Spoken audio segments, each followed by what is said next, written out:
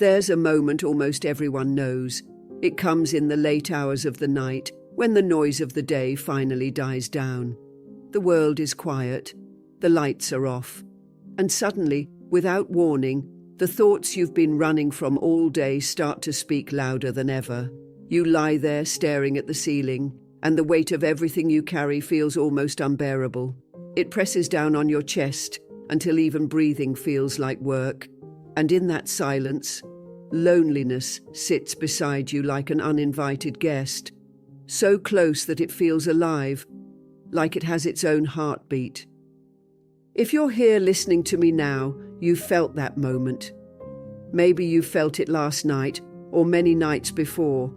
Maybe you're in it right now. That feeling of being overwhelmed, unseen, lost in your own pain. It's something we don't always say out loud, but it is something most people quietly understand. Over 2,500 years ago, a young prince felt that same heaviness. His name was Siddhartha. Though he lived in luxury, with every comfort available to him, he couldn't escape the truth of human suffering.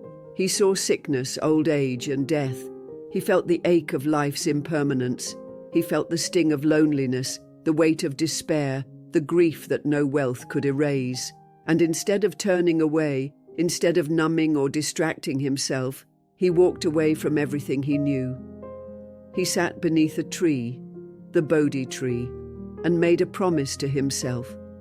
He would not rise until he discovered the truth about this suffering. And what he discovered changed the world. He discovered that suffering is not an enemy.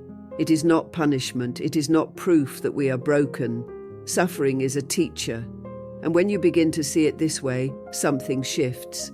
The heaviness does not vanish overnight, but it begins to feel different, less like a cage, more like a guide, less like a punishment, more like an invitation. That's what I want to share with you here. How loneliness and depression, those shadows we often fear, can become teachers that guide us back to ourselves. How Buddhist wisdom, simple yet profound, can remind us that healing doesn't always come from outside. It doesn't come from other people's validation or from waiting for perfect circumstances. It comes from within. So take a breath with me right now. Inhale slowly, feel the air filling your lungs, and exhale gently, letting go of everything you've been holding just for this moment. You don't have to solve everything tonight. You don't need to know all the answers right now. You only need to be here, with your breath, with these words, with yourself. And as we begin, remember this: you are not alone in what you feel. Countless others before you have walked through the same storms. The Buddha himself faced the same darkness. What you are experiencing is not proof of failure. It is proof that you are alive. And being alive means you have the chance to heal, to awaken, to discover something deeper. We are taught from an early age to see pain as the enemy. When we feel sadness, we try to push it away. When loneliness comes, we reach for distractions. When depression settles in, we tell ourselves something must be wrong with us. And yet, what if we've been misunderstanding pain all along? The Buddha once said, "Pain is inevitable, but suffering is optional." At first that sounds almost impossible to believe. How can suffering be optional when depression feels like a heavy blanket you cannot lift? How can it be optional when loneliness makes every room echo with emptiness? But what the Buddha meant is this: pain is part of life. Everyone will feel it. Everyone will lose someone they love. Everyone will face disappointment, grief, and uncertainty. Pain is inevitable because life is impermanent. But suffering is what happens when we resist that pain, when we cling to how we think things should be, when we tell ourselves that pain means we are less worthy or less whole. Pain is the cut. Suffering is the story we tell ourselves about the cut. Think of it like this. Imagine you cut your hand. The pain is real, sharp, undeniable. But what does the body do? It immediately begins to heal. White blood cells rush to the site. New tissue forms. The skin closes the gap. The body does not judge itself for being cut. It does not label the wound as shameful. It simply begins to heal. Your emotional being has the same innate wisdom. Depression, loneliness, grief, they are wounds, yes, but your heart knows how to heal them if you allow it. The problem is that most of us don't allow it. We judge the wound. We tell ourselves stories. I shouldn't feel this way. I'm weak for being sad. I must be broken for feeling lonely. And those judgments become salt in the wound. They stop the healing process. What if instead you saw your pain as medicine? What if you began to listen to it, not as an enemy, but as a guide? Consider the times in your life when something was taken from you. A relationship ended suddenly. A dream didn't unfold the way you imagined. A plan collapsed. In those moments, you probably felt shattered, like something fundamental had gone wrong. But looking back, how many of those so-called endings became beginnings? How many of those moments of loss redirected you towards something you never would have found otherwise? There is a story about a farmer whose horse ran away. The neighbors said, "How terrible!" But the farmer replied, "Maybe so, maybe not." The next day, the horse returned with 3 wild horses. The neighbors said, "How wonderful." Again the farmer said, "Maybe so, maybe not." The story goes on like this, reminding us that we cannot always know in the moment whether what feels like a disaster is truly bad, or whether it is a doorway to something new. What if your suffering is not random? What if it has been guiding you all along, pointing you toward a life more true to your heart? The Buddha's first noble truth was that life contains suffering, but he didn't say this to make us despair, he said it to free us. Because when you stop being surprised by difficulty, when you stop taking it personally, you begin to see the lessons inside it. Loneliness might be showing you how often you've abandoned your own presence while trying to please others. Depression might be your spirit's way of saying, "This life doesn't fit who you really are." Pain is not your enemy. It is your teacher, and like any teacher, it will keep showing up until you've learned the lesson. So what do you do when the ache rises again in your chest? When the weight of depression or loneliness presses down? Instead of reaching for a distraction, try this. Place your hand gently over your heart. Take 3 slow breaths. And whisper inwardly, "What are you trying to teach me?" Don't force an answer, don't demand clarity. Just listen, the way you would listen to a dear friend who was hurting. Because that is exactly what you are doing, befriending your own pain. There's a teaching in Buddhism that everything has Buddha nature. That means even your suffering carries within it the seed of awakening. Hidden inside every painful experience is a seed of understanding that can transform your life. But it can only grow when you stop running from it and start sitting with it. Think of a broken bone. The pain is sharp when it happens and it hurts terribly as it heals. But that pain is not proof of damage. It is proof of regeneration. The bone is growing back stronger. Your emotional pain works the same way. The intensity you feel is not destruction. It is rebuilding. This doesn't mean you should glorify suffering or seek it out. It means when it arrives, and it will, because you are human, you can meet it differently. With curiosity instead of resistance, with gentleness instead of judgment, with trust that your heart knows how to heal just as your body does. Suffering, when seen this way, becomes sacred. It becomes a teacher you didn't know you had. It becomes the doorway to wisdom you didn't know you carried. When you're caught in the middle of depression or anxiety, it feels permanent. The sadness stretches out like a horizon that never ends. The fear feels endless, like a storm that will never stop. Your mind whispers the cruelest lie, "This is forever." But the Buddha revealed a truth that can completely change how you experience your emotions. It's the teaching of impermanence. Everything that arises will also pass away. Every thought, every feeling, every storm. Think of the sky above you, vast, endless, untouched. On some days it is bright and clear, on others heavy with clouds. Sometimes lightning tears through it, sometimes rain falls endlessly. But no matter how wild or dark the weather, the sky itself remains unchanged. The storm cannot harm it, the clouds cannot stain it.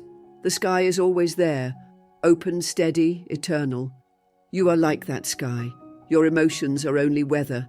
Sadness may come like grey clouds, heavy and slow. Anxiety may rush in like strong winds, shaking everything it touches. Loneliness may arrive like thick fog, making the world feel small and hard to see through. But like weather, emotions are temporary. They rise, they linger, and then they pass. The problem is that when the storm comes, we mistake it for the sky. We believe, I am sadness, I am anxiety, I am brokenness. But you are not those things. You are the awareness that notices them. You are the sky that holds them, and that sky is never damaged by what passes through it. The Buddha experienced sadness when loved ones died. He felt pain when his body grew ill. He felt disappointment when people misunderstood him. Awakening did not erase his emotions. It changed his relationship to them. He no longer believed they defined him. He no longer resisted them. He let them pass like clouds across a vast sky. What if you could do the same? Try this right now. Close your eyes for a moment if it feels safe. Take a slow, deep breath in. Hold it gently. Now exhale slowly, as though you're breathing through a straw. As you breathe, notice whatever feeling is present in you. It might be sadness, it might be numbness, it might be restlessness. Don't push it away. Don't fight it. Just notice it and imagine it as weather. If you feel heavy, picture that heaviness as dark clouds moving slowly across your inner sky. If you feel restless, imagine it as gusts of wind shaking the trees. If you feel nothing at all, see it as quiet snowfall covering the ground. Now take another breath and remember, the weather is not the sky. Even when the clouds are thick, the sun still exists behind them. Even when the storm rages, the sky remains untouched. And even when depression feels endless, your true self remains whole, untouched, waiting patiently beneath the storm. There's a saying in Buddhism, this too shall pass. 4 simple words that hold infinite wisdom. When you are in joy, remember, this too shall pass, so savor it fully. When you are in pain, remember, this too shall pass, so you don't need to fear it will last forever. Your emotions are not permanent, they are weather, and when you stop resisting, when you let them flow naturally, they pass more gently, more quickly, like clouds dissolving in the morning sun. But sometimes, even when you understand this truth, loneliness feels like it never really leaves. It keeps returning, tapping on your shoulder in the quiet hours. So how do you live with loneliness when it feels like the most persistent of storms? We live in a world that fears loneliness. From the time we are young, we are taught that to be alone is to be unwanted. That solitude is something to avoid at all costs.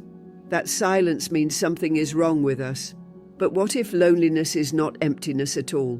What if it is spacious? What if it is not punishment but an invitation?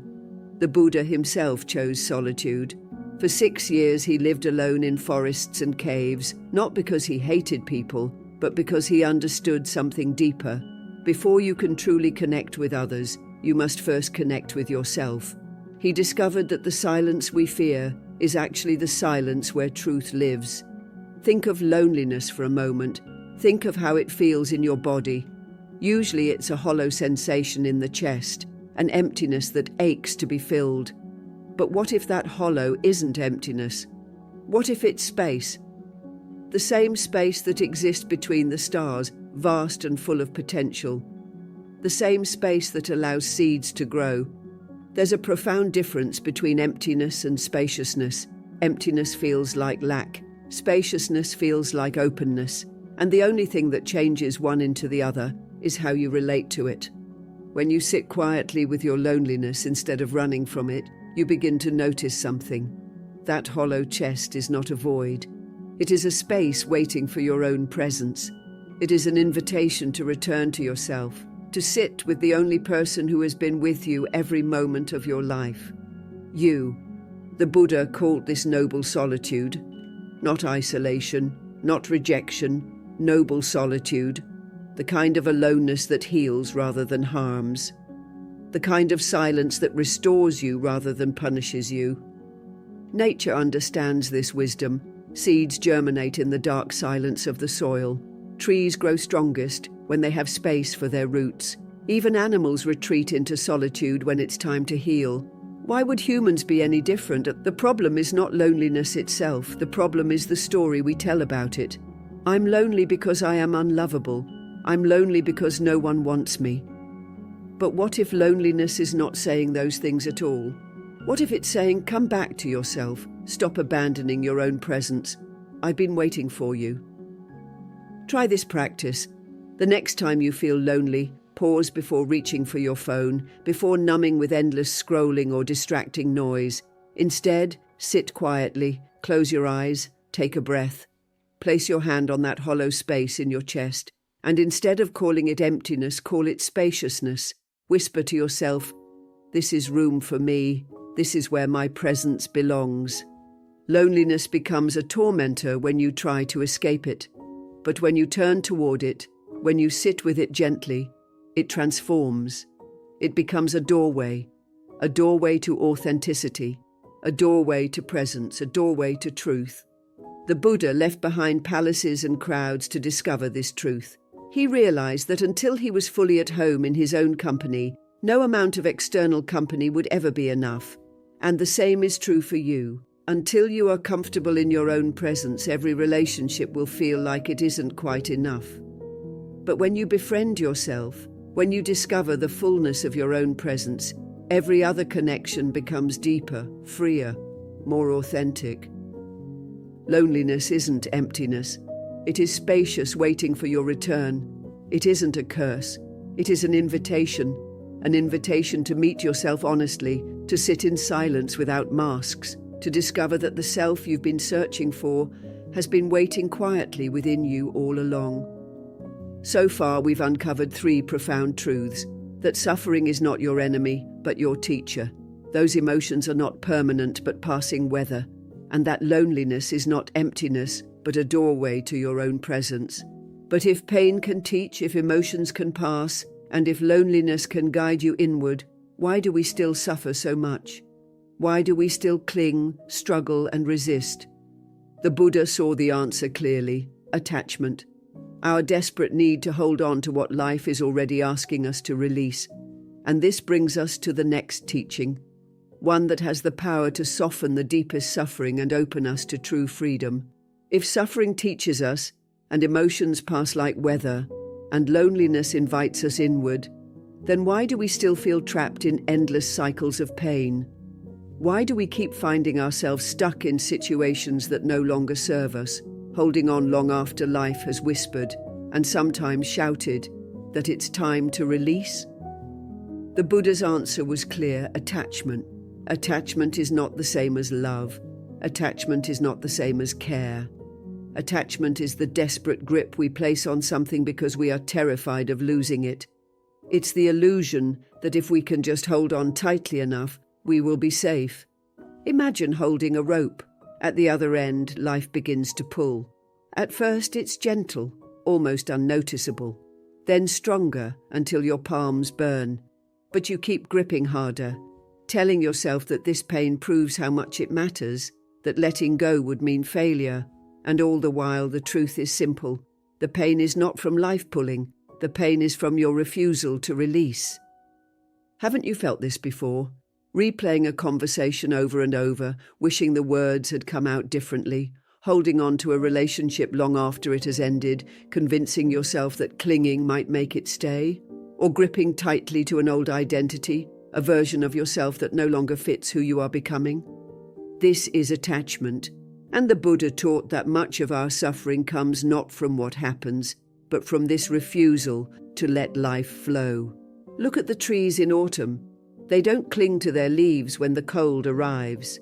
They don't say, if I let go, I'll be empty forever. They release with grace, trusting the rhythm of the seasons. And when spring comes, new life appears. Letting go is not loss. Letting go is renewal. But we resist, because letting go feels like dying. In a way, it is. Each time we release, a version of us dies, the version that thought it couldn't live without that person, that plan, that identity. But what if that death is not an ending but a beginning? Take a breath. Think of something in your life you've been clinging to. Maybe it's anger at someone who hurt you. Maybe it's fear about a future you can't control. Maybe it's an old dream that no longer belongs to the person you are becoming. Whatever it is, see it resting in your hands. Feel its weight. Notice how tired your arms are from holding it for so long. And now, with your exhale, imagine gently opening your hands. Let it float upward like a bird released into the sky.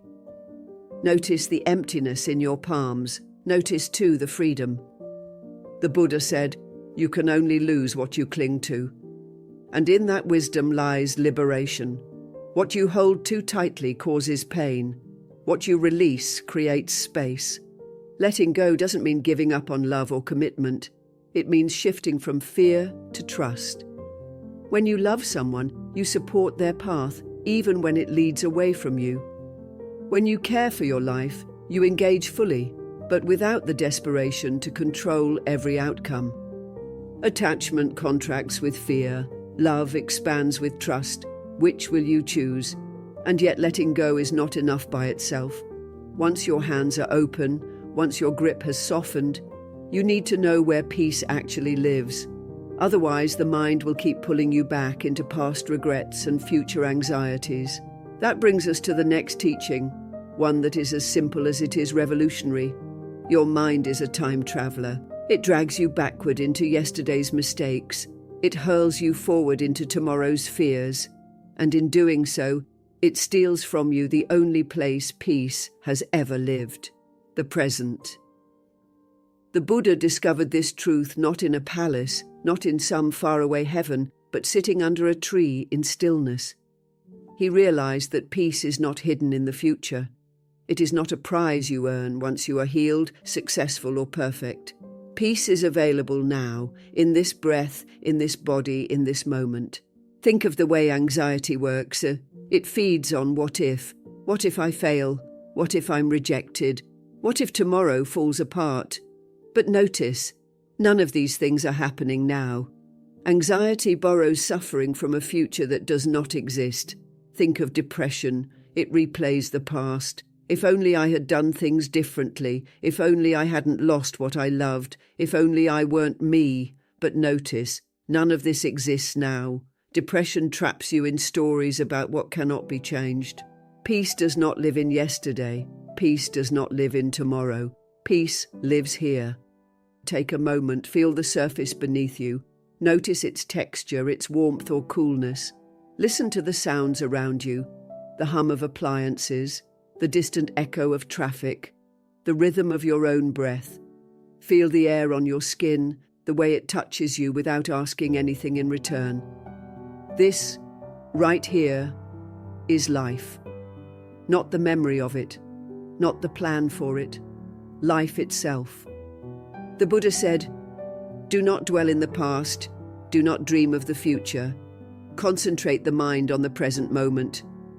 Not because the past or future are unimportant, but because your power, your healing, your peace can only ever happen here. But your mind resists. It tells you this is boring, this is unproductive, this is not enough." That voice is the same one that has been exhausting you, keeping you trapped in regret and fear. What if you didn't listen? What if you trusted the quiet rhythm of your breath more than the loud chaos of your thoughts? Peace is not waiting somewhere far away. It is here right now, waiting for you to notice it.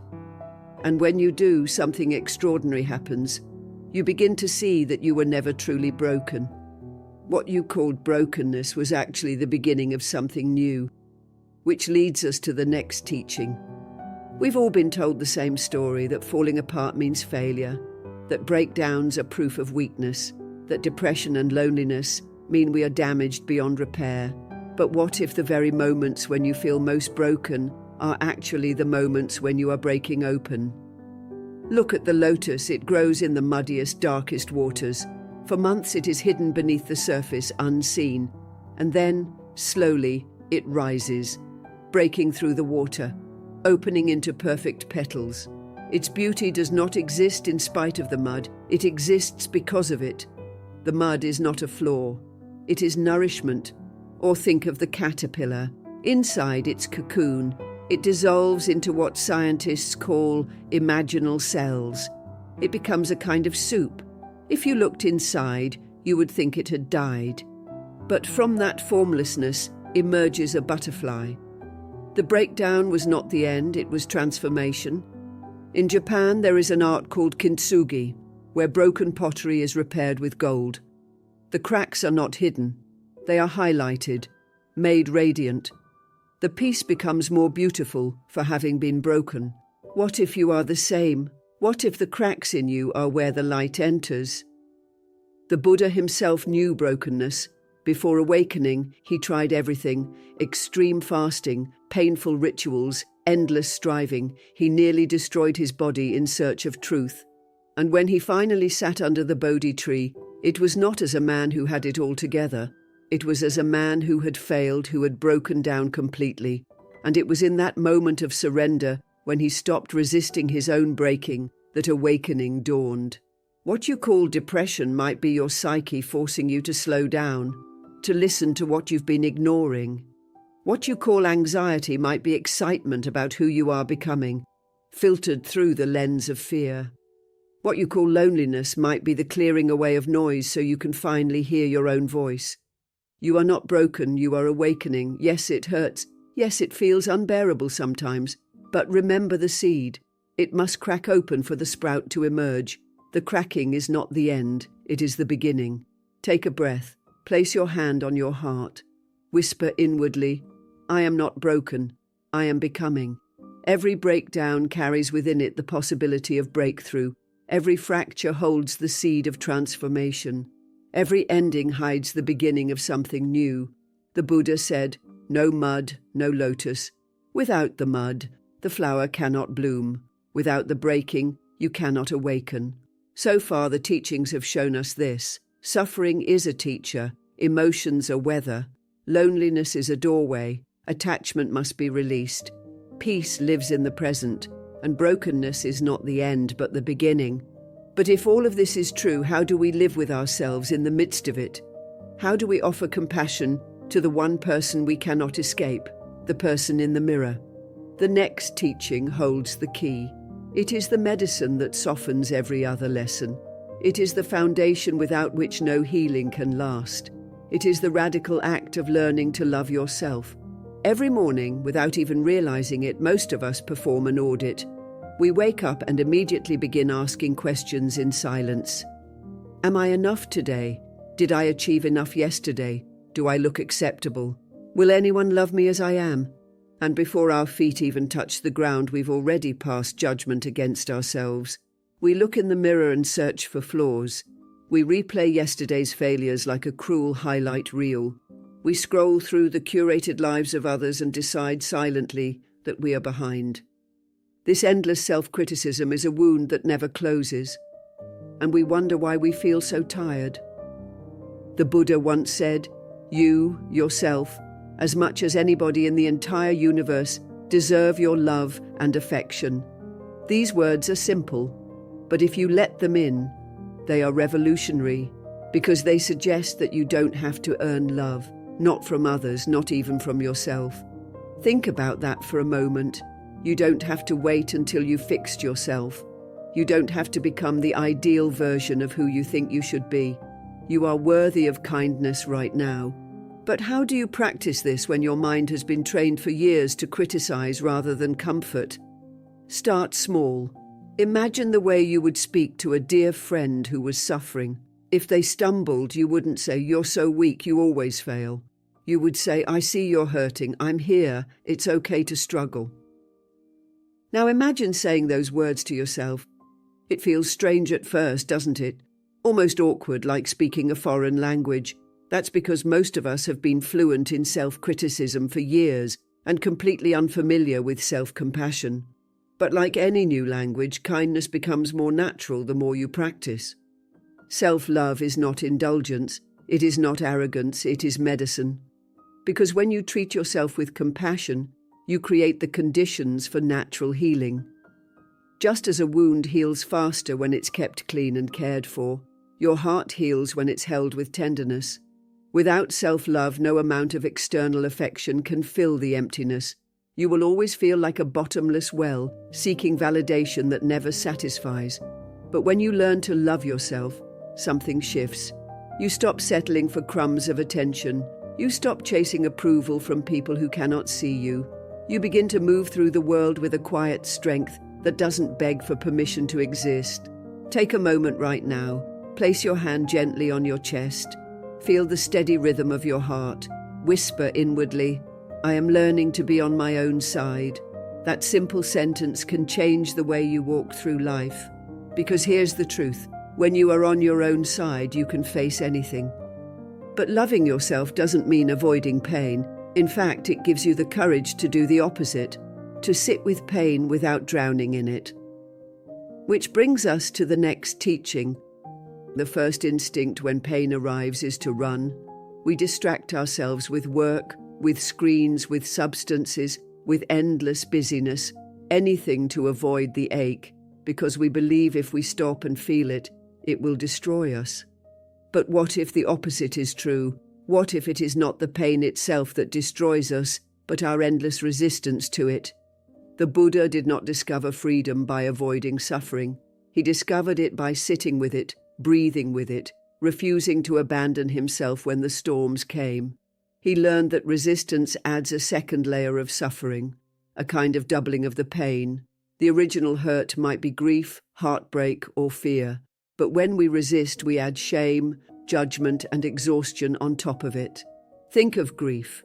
The pure pain of loss feels heavy in the chest, like a stone. But then the mind piles on resistance. I shouldn't still feel this way. I'm weak for not moving on. This pain will never end. Now you're not just carrying grief. You're carrying shame about your grief, fear of your grief, and exhaustion from fighting your grief. What happens if you stop fighting? Try this. Bring to mind something that hurts right now. Don't choose the deepest wound. Just something small but real. Notice where it lives in your body. Maybe your chest feels tight. Maybe your stomach churns. Maybe your throat feels closed. Just notice. Now, instead of pushing it away, breathe into it. Imagine your breath as a warm light flowing directly to that place. Whisper inwardly, "This is what pain feels like right now." Not "I am in pain," because that makes you feel the pain. Instead say, "This is what pain feels like." That small shift makes you the witness, not the victim. Notice how the sensation shifts when you stop fighting it. It may grow stronger for a moment, then soften. It may move, it may lighten, or it may simply stay, but feel less frightening. What you are discovering is that pain is not solid, it is not permanent, it is not you, it is an experience moving through you. Like a storm through the sky, it comes and it goes. Children know this intuitively. When a child falls and scrapes their knee, they cry loudly, completely, without holding back. They don't shame themselves for crying, they don't analyze it, they just feel it fully. And then within minutes they are ready to laugh again. Adults, on the other hand, bury their grief under layers of judgment. And so it lingers. You can return to that natural intelligence. You can allow yourself to feel without drowning, to cry without shame, to ache without abandoning yourself. The Buddha said, the cure for pain is in the pain, not outside it, not in running away, but in turning toward it with presence. Sitting with pain is an act of courage, and the more you practice, the less afraid you become of your own inner storms. You begin to realize that you can hold space for sadness, for fear, for anger, the way the ocean holds waves. Vast, steady, unbroken. And when you discover this strength, another realization dawns. That much of what we suffer is not the pain itself, but the thoughts that swirl around it. Thoughts so convincing that we mistake them for truth. That's where the next teaching points us. Right now, as you listen to these words, there is a voice in your mind. Maybe it's agreeing, yes, this makes sense. Maybe it's doubting. This sounds too simple. Maybe it's wandering off. What will I eat later? Did I reply to that message? This voice never really stops. It comments, it judges, it plans, it criticizes, and we live most of our lives believing this voice is who we are. But the Buddha called this the monkey mind, restless, chattering, never still. He taught that our true self is not the noise, but the awareness beneath it. The mind produces thoughts the way the body produces breath, natural, constant, ever-flowing. But just as you are not your breath, you are not your thoughts. Think of the sky again. Clouds pass through it, some light and fluffy, some dark and stormy. But the sky itself does not become those clouds. It remains vast and untouched. Your awareness is that sky. Thoughts are clouds. The problem is that we identify with every cloud. When an anxious thought arises, we say, I am anxious. When a sad thought arises, we say, I am sad. When a cruel thought arises, we say, I am unworthy. But what if you shifted that language? Instead of saying, I am anxious, try, anxiety is visiting me. Instead of I am unworthy, say, the thought of unworthiness is here. Do you feel the difference? One statement traps you, the other gives you space. Thoughts are guests in the house of your mind. Some are kind, some are loud, some overstay their welcome. But none of them own the house. You are the host, not the guest. Try this practice. Imagine sitting beside a stream. Each time a thought arises, place it on a leaf and watch it float downstream. Don't chase it. Don't fight it. Just notice it pass. This simple act reminds you that thoughts are not permanent truths. They are passing visitors. The Buddha said, your worst enemy cannot harm you as much as your own unguarded thoughts. But he also showed us that when you stop clinging to thoughts, when you stop believing every story the mind tells, you become free. This doesn't mean ignoring your thoughts. It means discerning between those that serve you and those that don't. A thought like, I should drink some water, is useful. A thought like, no one will ever love me, is weather, heavy, temporary, not truth. When you step back and become the witness, thoughts lose their grip. You can hear them with compassion, but without being ruled by them. And in that spaciousness, something extraordinary emerges. Intuition, creativity, peace. Because the less energy you spend wrestling with thoughts, the more you have for actually living. So much of our suffering comes from forgetting ourselves. Somewhere between childhood and now, you began to wear masks. You learned to smile when you didn't want to say yes when your whole body was screaming no. To hide your sensitivity, your quirks, your dreams because you thought they made you unlovable. Over time, you became so skilled at performing for the world that you lost sight of the face beneath the masks. That's why so many of us feel exhausted, not because life itself is unbearable, but because living as someone we're not is. The Buddha taught that each person has Buddha nature, an innate wholeness, a completeness that no failure, no trauma, no shame can erase. Beneath all the pretending and striving, there is a self that has never been damaged. Think of a seed. Buried in dark soil, it doesn't compare itself to the flowers above ground. It doesn't try to be something else. It simply contains within it the pattern for its own unfolding. An acorn carries the oak within it. A lotus seed carries the flower within it. You carry your true self within you. The task is not to become someone else, it is to remember who you already are. This remembering often begins with small acts, speaking a truth instead of staying silent, honoring your limits instead of pushing past them, choosing what nourishes you instead of what pleases everyone else. Each act of honesty brushes dust off the treasure you've forgotten. But the fear rises, doesn't it? What if people don't accept me? What if I'm rejected? What if I'm too much? The voices of conditioning are loud. They whisper that authenticity is dangerous, but the truth is the opposite. Living without authenticity is what wounds us. The Buddha said, better to live your own destiny imperfectly than to live an imitation of somebody else's life with perfection. Take a breath and feel those words. Your life is not meant to be a copy. Your soul did not come here to be someone else. When you peel away the masks, when you allow yourself to be real, you discover something liberating. Authenticity may not protect you from rejection, but it frees you from self-betrayal. And that freedom is worth everything. We are conditioned to force our healing. When grief comes, we tell ourselves to get over it. When sadness lingers, we demand it leave. When anxiety rises, we fight it like an enemy. But the Buddha's wisdom reveals something radical. Healing does not respond to force. Healing responds to allowing.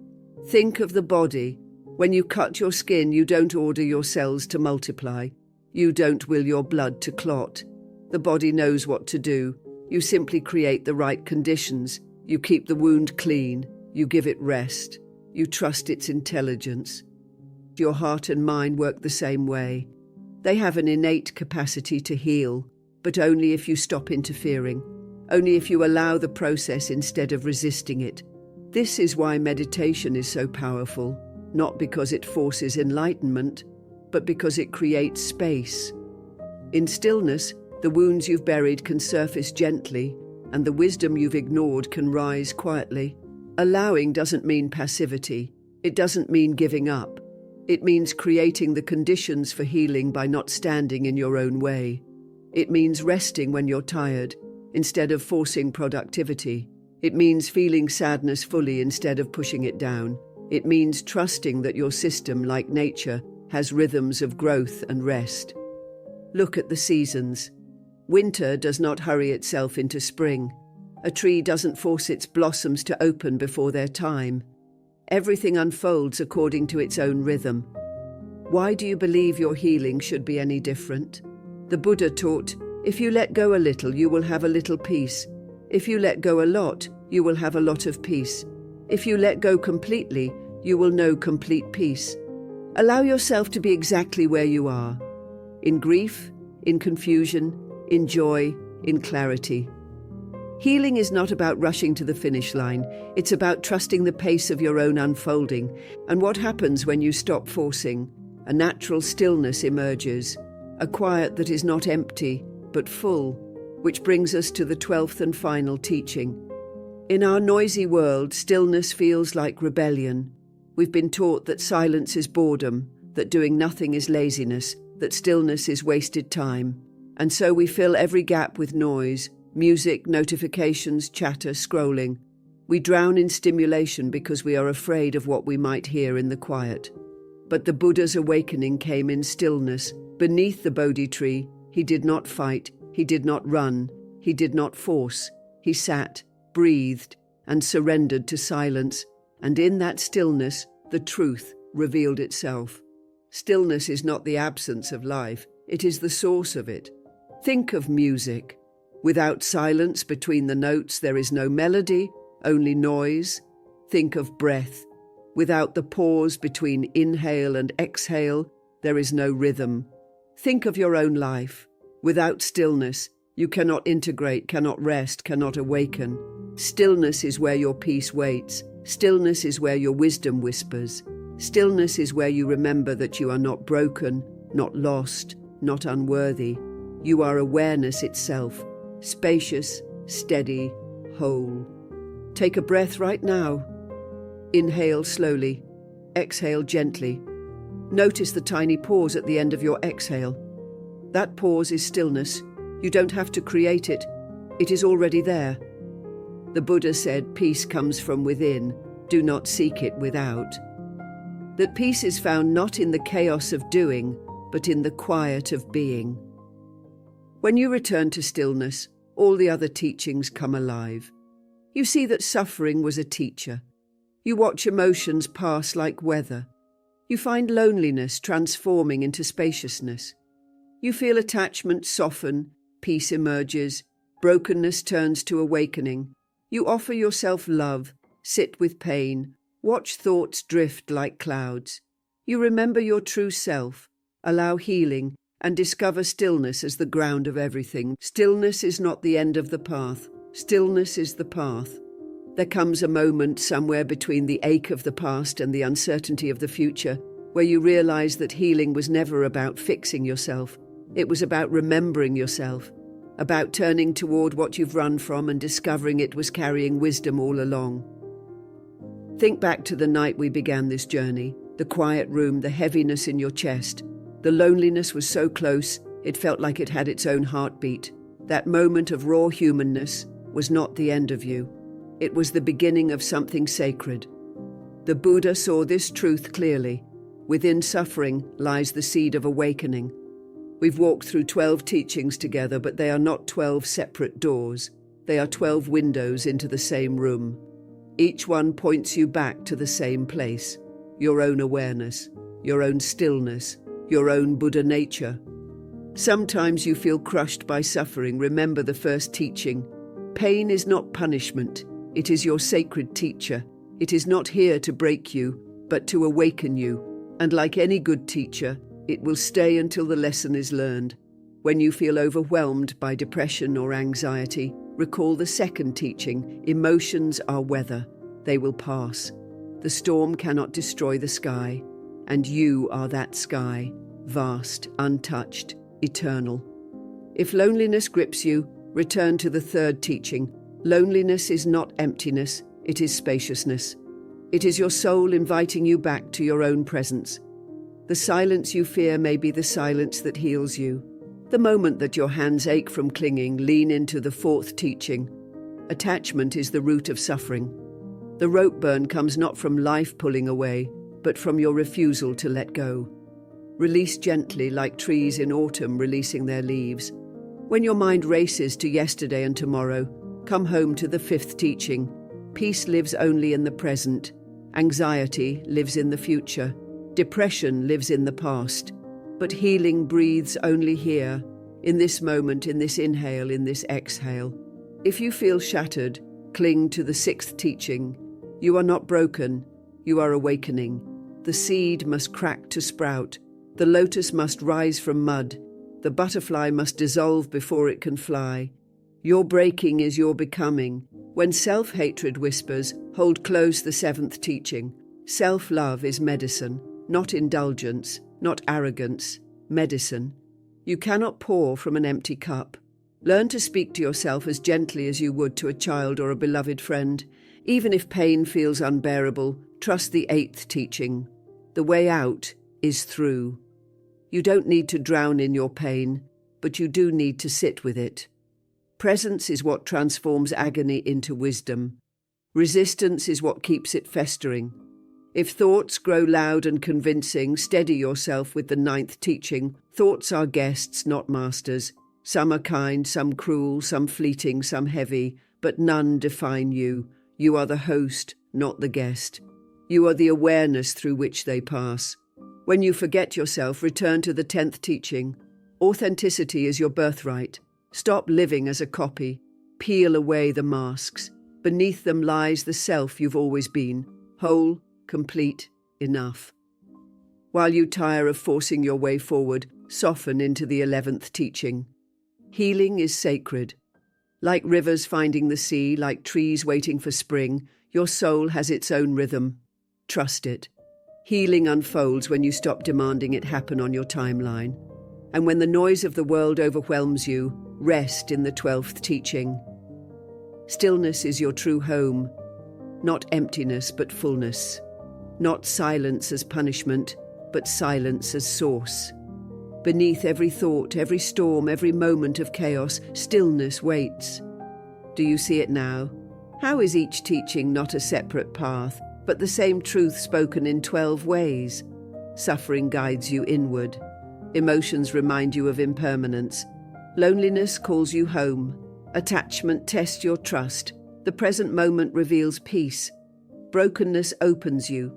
Self-love nourishes you. Sitting with pain transforms you. Watching thoughts frees you. Authenticity returns you. Allowing restores you. Stillness completes you. And through it all, the thread remains the same.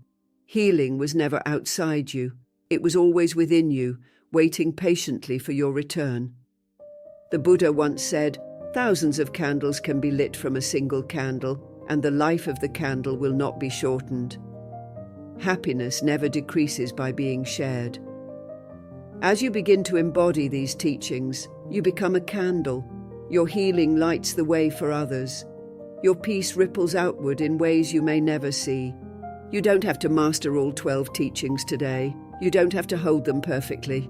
Healing is not homework, it is remembering. And each time you remember, even for a breath, even for a moment, you are already whole. So take this final breath with me. Inhale deeply. Feel your chest rise, your lungs fill, your body alive. Hold gently. Then exhale, releasing what no longer serves you. In that pause after your breath leaves, notice the stillness. That stillness is you. It always has been. No matter where you go from here, no matter what storms arise, that stillness is your refuge. Return to it again and again, and you will never be lost.